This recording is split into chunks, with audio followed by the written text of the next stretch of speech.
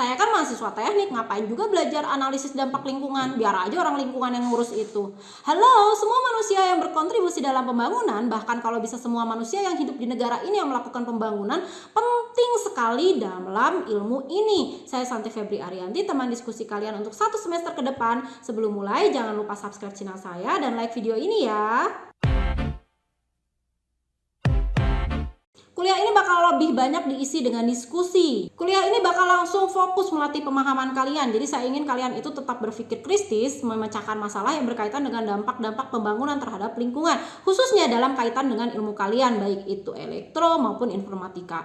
Kuliah banyak berkaitan dengan studi kasus sehingga didapatkan pemahaman melalui analisa dari kasus-kasus tersebut. Kalian nanti diharapkan dapat aktif dalam diskusi, mengemukakan pendapat ataupun bertanya dalam perkuliahan ini. Dalam perkuliahan ini, setiap minggu kalian dituntut melihat video di sesi pertama, kemudian mengerjakan kuis yang tersedia di e-course. Di sesi kedua, kita akan bertemu di platform Zoom untuk melakukan diskusi. Saya ingin kalian membuat kelompok dengan anggota minimal 4 orang dan maksimal 5 orang dan melaporkan nama-namanya ke saya. Kelompok ini boleh berasal hanya dari satu prodi atau boleh campur prodinya. Saya minta tolong untuk ketua kelas selalu melakukan presensi di aplikasi presensi kita. Sedangkan untuk presensi di YouTube, silahkan isi di kolom komentar dengan format _nama hadir. Kalian juga dapat memberikan masukan, saran, memancing diskusi ataupun bertanya di kolom komentar. Saya ingatkan kembali ya, jika ada yang merasa penjelasan dan bicara saya terlalu cepat atau terlalu lambat, silahkan kalian mengatur kecepatan pemutaran video sesuai kebutuhan masing-masing. Misalnya kalau kalian merasa nih bicara saya tuh terlalu cepat, ya udah customize aja pembicaraan saya ini atau video kalian di kecepatan 0,25, atau kalian merasa terlalu lambat, tidak cukup cepat untuk otak kalian sehingga kalian bisa mempercepatnya di 1,5 atau sekalian 2 kali. Karena ini perkuliahan online, jadi nggak akan ada hari libur ya, jadwal akan terus berjalan walaupun ada tanggal merah. Nah, apa aja sih topik-topik yang akan kita bahas?